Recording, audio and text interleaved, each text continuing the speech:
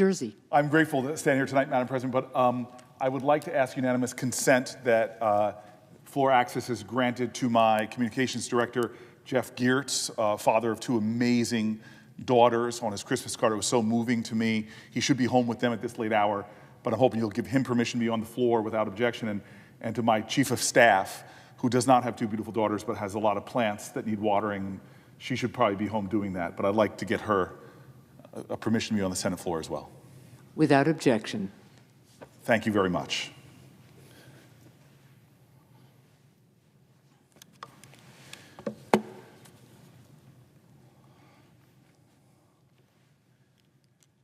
Madam President, I rise today to give a speech like I never give before. It's really important that I do it on the Senate floor, but it's like I've never done before because I'm actually giving a speech to two young children who may not watch this for years, but I want them to hear from me. These are two young boys, Osmir and Zaran. And I write them, I give a sort of open speech to them tonight, really out of joy and faith that is untroubled by my hurt and my sadness. You see, I think something about this country that so many people have come to know, who've seen the worst of America but still love America, they know how these emotions sit side by side. That you could hold sadness and joy next to faith in this nation, even though there's disappointment. And what I rise to talk to these two young boys about is their dad. Their dad is a man named Adeel Mangi.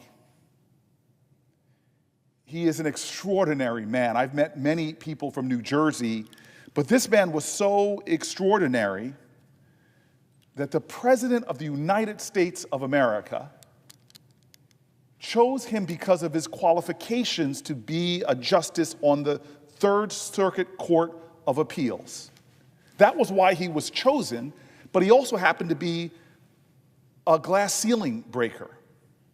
He also happened to be somebody that was going to make American history as the first ever Muslim judge, man of Muslim faith, to be on the circuit court. Now, this is extraordinary that it's 2024 and we've never had someone of the Muslim faith, especially because we're a nation that says there's no religious tests. We're founded in this ideal of religious freedom, but somehow with the millions of American Muslims, with Muslims being here at our founding, all through American history, Muslims fighting in every war in American history, we've never had a Muslim ascend to the circuit courts. I'd like to read from a letter that your father wrote. It's really powerful. I wish I could read the whole thing, and I'd like to, with the permission of the President, I'd like to submit the whole letter into the official record of the United States Senate. Without objection. And so here he writes about his nomination. When my nomination came before the Senate Judiciary Committee, I was prepared to answer any questions about my qualifications, philosophy, legal issues, but I received none. Instead, I was asked questions about Israel, whether I supported Hamas, and whether I celebrated the anniversary of 9/11. Even more revealing, however, was the tone. The underlying premise appeared to be that because I am Muslim, surely I support terrorism and celebrate 9/11. When I made clear all these claims are false, that I condemn the Hamas attacks and all forms of terrorism, and indeed that it was my city that was attacked on 9/11, the next Republican senators up just repeated the performative outrage. There were children in the audience. These attacks nonetheless continued endlessly for a simple reason. As Senator Whitehouse revealed on the Senate floor, this was an organized smear campaign fueled by dark money. But it did not end there. After Jewish groups came to my defense, these same attackers pivoted their focus to a new absurdity, claiming that I supported the killing of police officers, silently underpinned, in my view, by the notion that as a Muslim, I surely support violence, including against law enforcement. Now, your father goes on to detail not only how this incredible, outrageous smear attacks were false and no basis for it, how he's actually been someone who has stood up in his legal career in pursuit of justice, how he had the support of dozens of police organizations, attorney generals from around the country, bipartisan groups of current and former attorney generals, law enforcement groups, and more. He ends his letter with the conclusion that these tactics succeeded in stopping him from even getting a vote on the Senate floor, from ascending to the Third Circuit and making history. And your father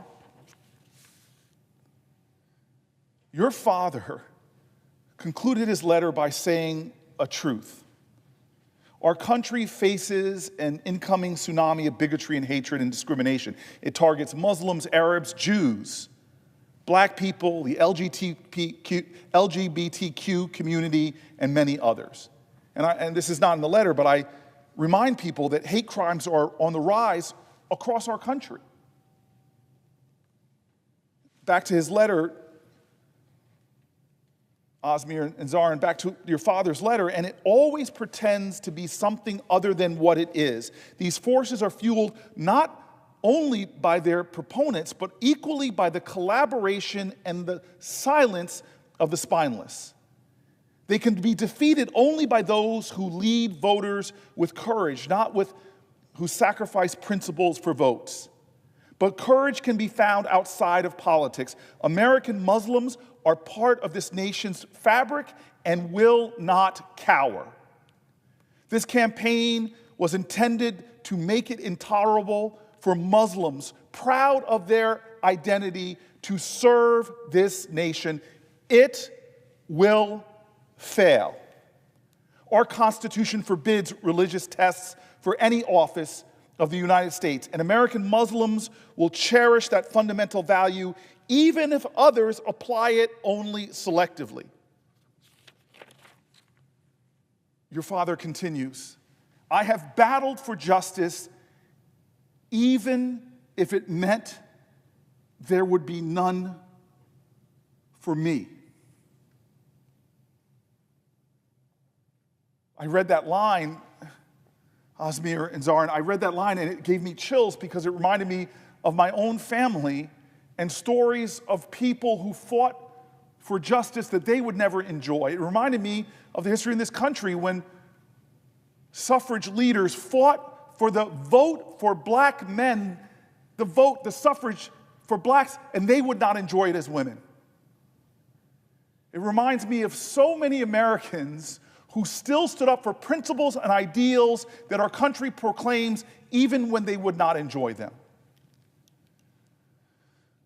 Osmir and Zarin, your father continues, the unfortunate fact remains we have a fundamentally broken process for choosing federal judges. There is no longer a system for evaluating fitness for judicial office. It is now a channel for the raising of money based upon performative McCarthyism before video cameras and for the dissemination of dark money-funded attacks that especially target minorities.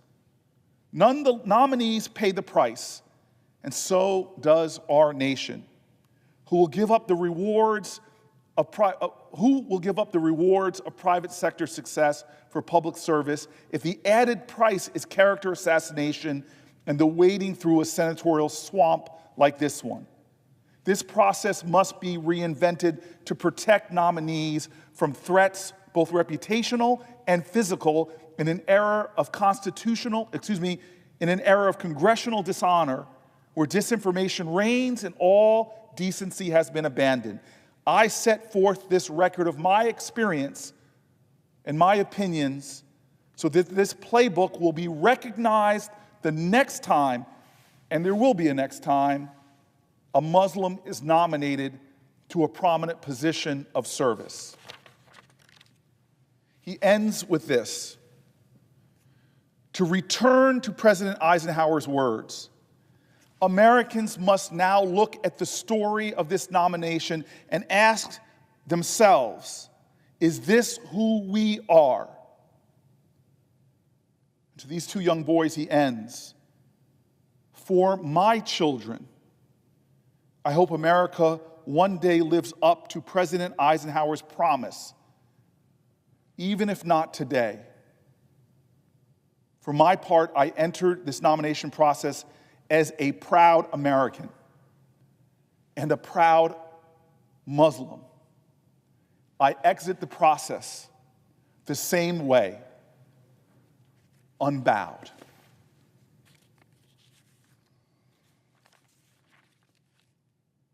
Osmir and Zarin,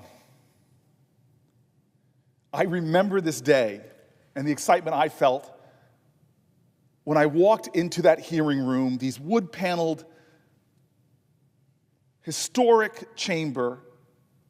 I remember how it signaled to visitors the gravity of the business that was about to be conducted within the walls, and you two were seated in the front row, just behind your dad. I remember the joy I felt when I saw the two of you, that you were going to witness the ascendancy of your father to the highest court in the land, and you two were going to witness the smashing of a barrier and seeing your father, a proud American who happens to be Muslim, become the first. I remember your smiles. I remember how they made my whole being smile. Your mother sat beside you, beaming with pride. I sat on the dais, so full of joy. And the hearing began. I told your dad I didn't know why he asked you to leave the room. I wanted you to stay for the whole hearing. But your mom and dad, wise beyond me, had you leave. And at your young age then, I am glad you did not witness what then transpired. It was shameful, not for your family, it was shameful for us as senators, it was shameful for America.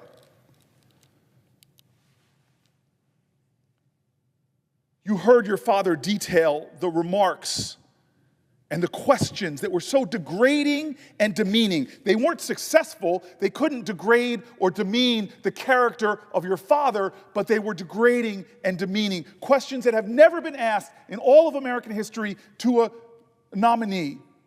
Did you support 9/11, the terrorist attacks that he witnessed? How insulting was that? And they were repeated over and over, demeaning and degrading, attempting to, but your father's character can never be demeaned, can never be degraded, because he stood tall on that day.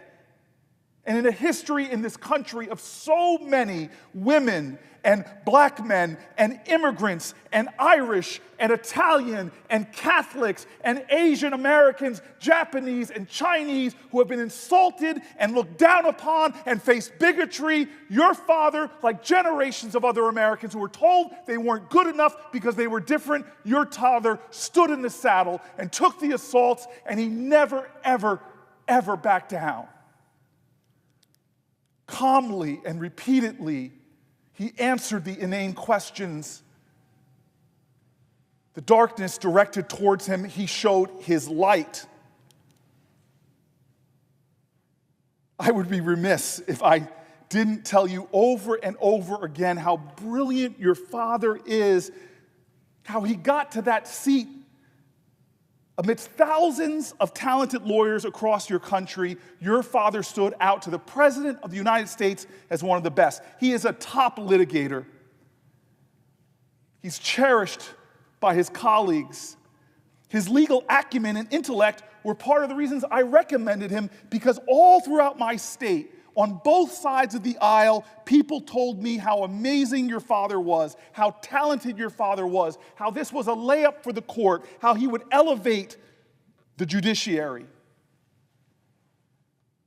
And what people said about him wasn't just his legal acumen, they also talked about your dad's character. A man who lives by his principles. How he even stood up to the government when it was discriminating against others because they were different. How he represented people that had no one to stand up for their values. He stood up for a man named Carl Taylor, who was held in prison and beaten to death by correctional officers. Not only did your dad win that lawsuit for Mr. Taylor's family, but he helped protect other incarcerated people in New York by having all of the prisons agree to install video cameras to stop attacks like that one from ever happening again, to protect other lives. Your father has this unrelenting commitment to the ideal of fairness and justice. He's modeled his life after that. He doesn't just believe these things, he acts in accordance with them. New Jersey is lucky to have him on our state bar. And we would have been lucky to have him on the Third Circuit. My mom says something about me that I think is funny. My mom says behind every successful child is an astonished parent. But I will never be surprised by the two of you. I think you two, knowing your parents, are going to grow up to be extraordinary light workers in this nation. James Baldwin said, "Children are never good at listening to their elders, but they never fail to imitate them." I have this faith in the two of you, and the reason why I'm doing this, standing on the Senate floor, talking to two New Jersey children, teenage boys, 14 and 13, the reason why I'm talking to you is because I know who you are with only meeting you on that day. Because you were raised by these model citizens, by these great Americans whose character shined amidst the darkness of the storm that your family went through. Your father was professionally attacked for months and months and months. He was trolled on the internet. He faced streams of hate as people built entire million-dollar campaigns to try to discredit him, and yet your dad and your mom never faltered and never flinched, told the President of the United States that they would continue in the process if the President believed that it was still possible for him to serve his nation. It's these attributes of your parents that I know live in you. And I guess I want you all never to stop believing like your parents do, in not just the attributes that mark your family and distinguish it, but in those attributes of our nation that we can never stop believing in. This great body failed your father.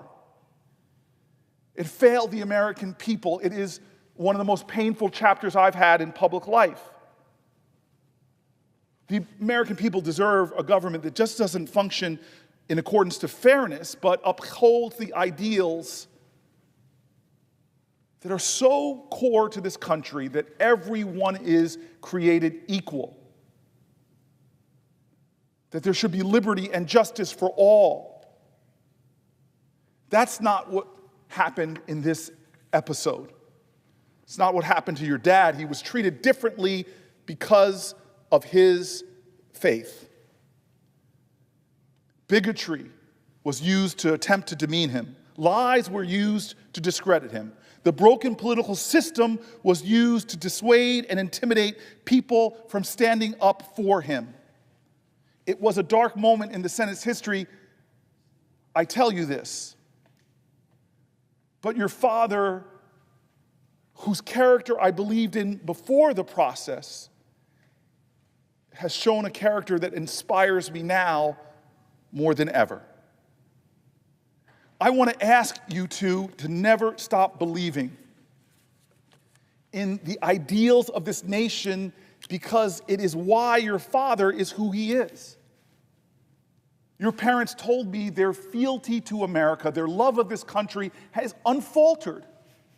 It's this great tradition of people who love America so much, even when America doesn't love them back. It's people in this country, from McCarthyism to the bigotry and hate of slavery, who kept working to change this country and make it better. I ask the two of you to embrace your parents' way, to love America, to believe in her, and to know that this nation needs you and your family. I believe sometimes we have the most difficult moments to make way for better days ahead. I believe in people and their potential and ability to make a difference. We are in a moment right now where too many leaders in our country subscribe to a politics of division. We are in a moment where we're seeing a rise of hate. I think it's an inflection point. And I think this is the point, and perhaps yours is the generation, to take our nation in a better direction. I believe in many ways your dad's steadfast love of country and the fact that he is unbowed by this process, I think that that is, in many ways, the foundation that's going to help us as a nation go forward. I want to end with you with a poem my parents read me. I told your dad, and I got emotional when I talked to him earlier today, that when I looked at the two of you, I saw my brother and me. Carrie and I were raised by two parents, the first ever to integrate an all-white neighborhood. My parents faced the same kind of awful indignities as many people who are different, that they weren't allowed to buy their house. They had to get a white couple to pose as them. I was just a baby at that time, in order to be the first black family to move in. On the day of the closing of the house, when the white couple didn't show up, and my father did, and a lawyer, like your father, the real estate agent didn't capitulate. He actually punched the lawyer in the face and sigged a Doberman Pinscher on my dad. We eventually got the owners of the home to sell us the house and moved in, but my parents were conscious my entire childhood that there's hate in this world, there's bigotry in this world. It was the tunnel that you had to come through to be in the very house you live, but they never wanted us to stop loving America and loving other people. They wanted us to know that there are going to be times in life where you're going to face hatred, and that will never define you. What will define you is how you respond to it. And what your father gave America is a master's class on how to respond to lies, bigotry, and hatred, organized and financed. What your father showed is in that darkness, he could bring light. And so my parents, who wanted me to be like your dad in life, that if I faced the worst bigotry and hate, that I did not stop loving, that I did not stop loving others and loving Americans, they would find ways to inspire me. And so I want to read you all one of the poems my parents shared me. Not the whole poem, but a few sections. And so a woman named Maya Angelou. And it's a poem called Still I Rise. You may write me down in history with your bitter, twisted lies. You may trod me in the very dirt, but still, like dust, I'll rise. Just like the moons and like suns, with the certainty of the tides, just like hopes springing high, still I'll rise. Out of the huts of history's shame, I rise. Up from a past that's rooted in pain, I rise. I'm a black ocean, leaping and wide, welling and swelling. I bear in the tide, leaving behind nights of terror and fear. I rise into a daybreak that's wonderfully clear. I rise, bringing the gifts that my ancestors gave. I am the dream and the hope of a slave. I rise. I rise. I rise. To two young men growing up in a great nation, to Osmir and Zarin, I rise today to tell you that this is a great nation, to remind you that your Father has made it greater, and to tell you that I am full of hope that the two of you will rise up and help our nation redeem its difficult past and seize for itself an even greater future. God bless the two of you. Inshallah, you two will make America even greater. Madam President, I yield the floor.